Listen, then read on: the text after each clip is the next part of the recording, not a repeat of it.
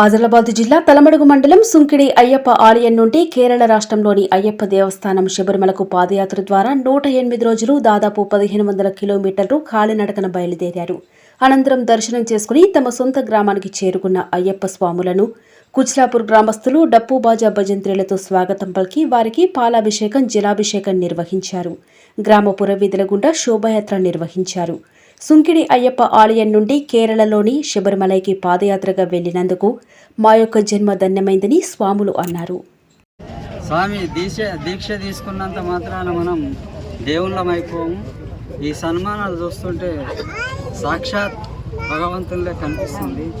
కానీ దీక్ష తీసుకున్న ప్రతి ఒక్క స్వామి శబరిమల పాదయాత్ర చేస్తే అందులో ఏ స్త్రీని ముఖం చూసే అవసరం లేదు, ఎవరితోని మాట్లాడే అవసరం లేదు, అబద్ధాలు మాట్లాడే అవసరం లేదు.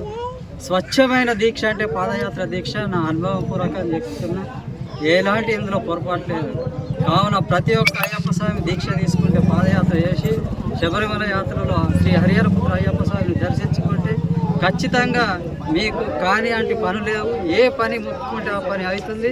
నా అనుభవపూర్వకంగా చెప్తున్నా, ప్రతి చిన్న పనిని కూడా మనం మనసులో తలుసుకొని స్వచ్ఛంగా పాదయాత్ర చేసినట్లయితే ఆ పని ఖచ్చితంగా నెరవేరుతుంది. స్వామి శరణం, స్వామియే శరణమయ్యప్ప.